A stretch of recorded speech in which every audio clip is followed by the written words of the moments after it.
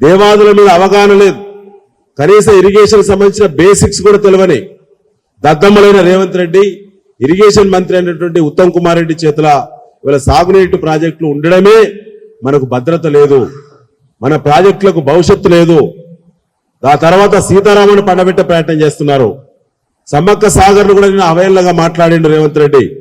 తద్వారా గోదావరి మీద కేసీఆర్ గారు ప్లాన్ చేసి నిర్మాణం పూర్తి చేసి నీళ్లు ఇచ్చినటువంటి అన్ని ప్రాజెక్టులను దాని ద్వారా నింపుకునేటువంటి రామప్ప బ్యాలెన్సింగ్ రిజర్వాయర్ను కానీ, గణపురం చెరువును కానీ, అదేవిధంగా లక్నవరం చెరువును కానీ, నర్సంపేట ప్రాంతానికి నీళ్లు ఇచ్చేటువంటి పాకాల రంగా చెరువు ప్రాజెక్టులను కానీ, అదేవిధంగా ఎగువ ప్రాంతమైనటువంటి జనగామ వరకు స్టేషన్ కన్పూర్ వరకు మరి నీళ్లను ఇచ్చి రైతుల పాదాలు కడిగేటువంటి దేవాదుల ప్రాజెక్టు పట్ల నిర్లక్ష్యంగా నిర్లిప్తతో నిస్సిగ్గుగా మాట్లాడినటువంటి రేవంత్ రెడ్డి బేషరతుగా తెలంగాణ ప్రజలకు, వరంగల్ రైతులకి క్షమాపణ చెప్పాలని మరొకసారి మేము డిమాండ్ చేస్తా ఉన్నాం. మిత్రులారా, మరొక మాట ఏంటంటే ఇవాళ గోదావరి బనకచెర్ల లింక్ ప్రాజెక్టు వల్ల పూర్వపు వరంగల్ జిల్లా ఎడారిగా మారబోతున్నది.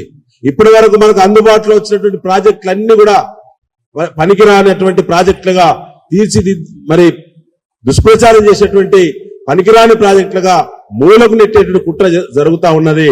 ఇవాళ రేవంత్ రెడ్డికి ఏమాత్రం మరి తెలంగాణ స్వభావం లేనటువంటి వ్యక్తి, తెలంగాణ ఉద్యమంలో అడుగు పెట్టినటువంటి వ్యక్తి, జై తెలంగాణ పదాన్ని ఇప్పటి వరకు నోట ఎత్తినటువంటి వ్యక్తి కాబట్టి తన గురువైనటువంటి చంద్రబాబుకి ఏ స్వభావం ఉన్నదో ఇలా శిష్యుడైనటువంటి రేవంత్ రెడ్డికి అదే స్వభావం ఉన్నది. కాబట్టి తెలంగాణ నీటి హక్కులన్నీ కూడా మళ్ళీ మృగ్యమవుతున్నాయి. మళ్ళీ మొదటికే వచ్చింది 2001 టిఆర్ఎస్ ఆవిర్భావ సందర్భంగా గోదావరి కృష్ణా నదుల పైన ఏ రకమైనటువంటి మరి అస్పష్టమైనటువంటి విధానాలు ఉన్నాయో ఇవాళ అటు చంద్రబాబు రావడం, ఇటు రేవంత్ రెడ్డి రావడం తోటి మళ్ళీ అదే గుర్తుకొచ్చేటువంటి పరిస్థితి మన అందరి ముందు ఉంది.